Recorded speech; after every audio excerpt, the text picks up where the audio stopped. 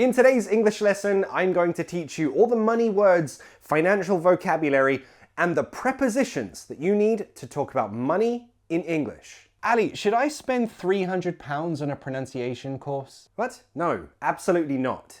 But she's a really famous teacher. Trust me, it's not worth it. Just take mine. This pronunciation course is free and you learn exactly the same things. Oh, on papateachme.com? Okay. First, to talk about the value, the benefit, matching the price, we use the expression be worth it. £5 for a t-shirt I wear every day, it's worth it. Now, we can change the it for the price. Yeah, it's worth £5. Pronunciation, say it with me. We're going to use some connected speech here. This joins the next vowel sound. Worth it. Worth it. Worth it.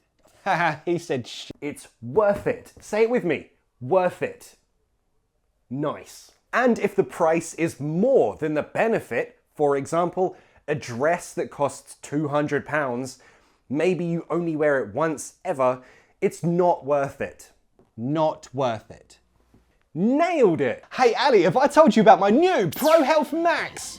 A supplement that will make you feel like a man. Or maybe you want to work from home. Buy a box of my new Pro Health Max, £30 a tub. You can sell them to your friends and make money.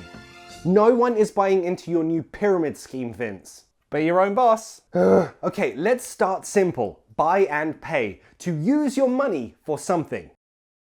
You buy products and services like I'm buying a No, I'm buying a Hyundai.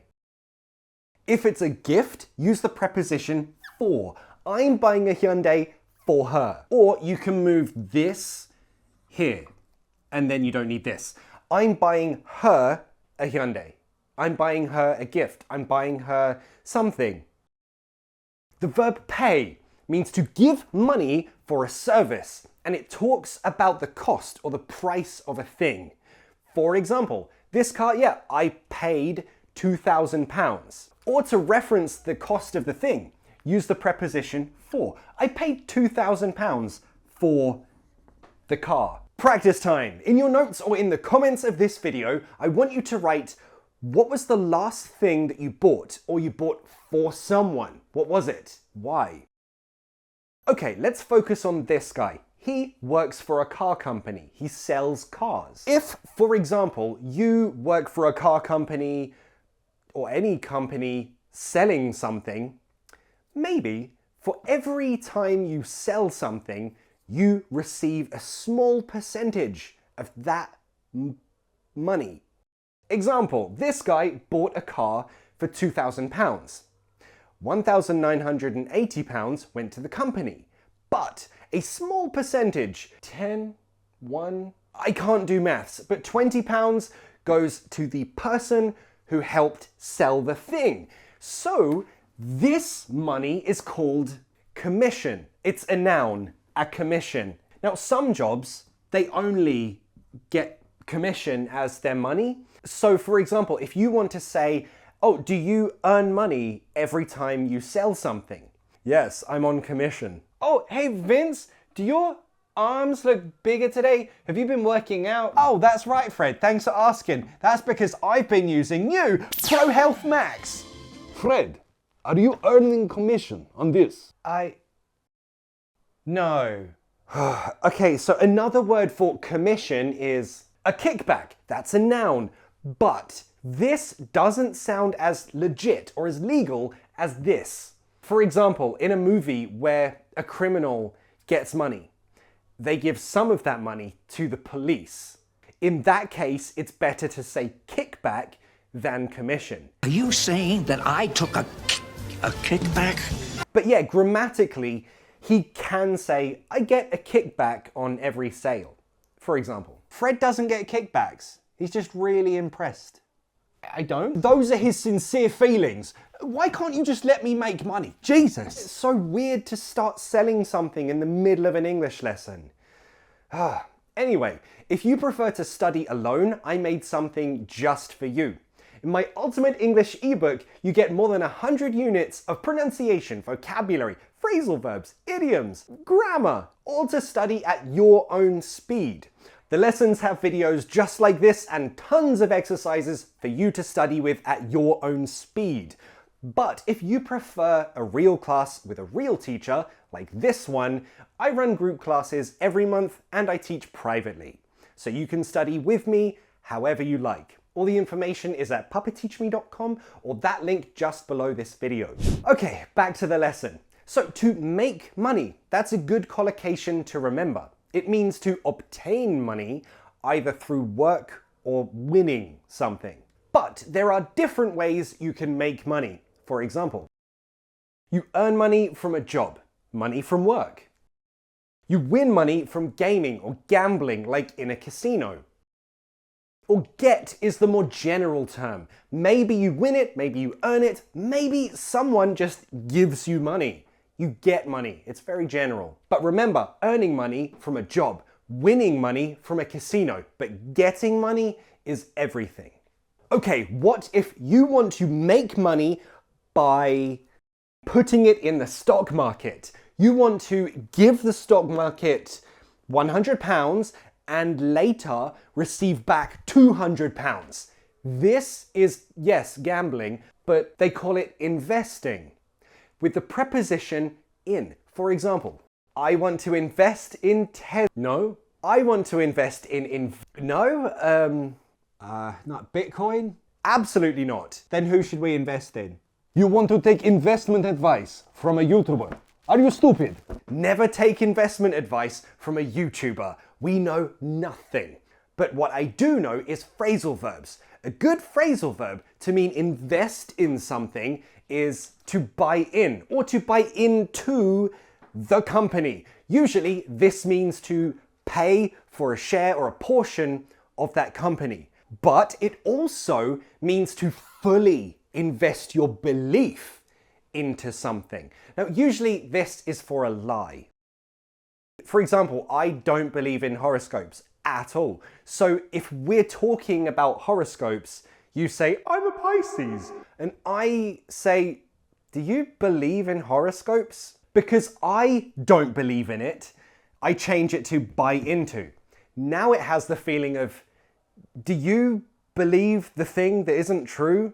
Do you buy into it? So if someone's lying to you, you could say, I don't buy into what you're telling me. Believing lies. Got it. I got an investment for you, mate. I bought into it and now you can too. Oh my God, dude, just stop. You're embarrassing yourself. Pro Health Max. 1 drink a day keeps the doctor away. Or you can buy 1,000 tubs from me right now and you can be your own boss. I am my own boss. Ivan, do you want to be your own boss? Now you've got money. Maybe you won it, maybe you earned it, but what are you going to do with it now? Are you going to give it to charity or an organization? Welcome back to the Church of the Holy Schwa on the Holy Pronunciation channel. Feel the power of the schwa. The verb to give money to charity or an organization is to donate. The preposition, you donate to a charity or organization. Let's practice that very quickly in your notes or in the comments below this video. Have you ever donated to charity? Who did you donate to? Why did you donate to them? So these are all ways you can use or spend your money. Okay, spend, we need to talk about the preposition for spend. He is not happy. Remember, he paid £2,000 for this car. You can also say, I spent £2,000. If you're being specific, this car, I spent £2,000 on this car and it's broken. To spend on. You can spend money, you can spend time. If you're talking about time, use the verb like this. I spent 4 hours trying to fix it. Notice the verb is in the ing form. I spent 4 hours doing this. Practice that right now. For your last exam or last project, how much time did you spend doing it, studying? Actually, this looks like he took his money and just went. When you spend money, but you lose it, or you spend time and you lose that time, there was no value, there was no benefit in that cost in those hours. Change the verb from spend to waste. That means you spent it and you lost it. I wasted £2,000 on this broken car. Vince, I wasted £3,000 investing in your Pro Max health. Now no one wants to buy these stupid drinks. And now I'm in minus. Ali, how can I say I'm minus money? We don't say I'm minus. An idiom you could use, you could say I'm in the red, but no one really says that seriously. We say I'm in my overdraft or I'm overdrawn. Practice the pronunciation for that with me because I know this can be difficult. Drawn. I'm overdrawn. Say it with me. You might need it. I'm overdrawn. Can you give me some money? I'm overdrawn. If you lose money, that's a lot.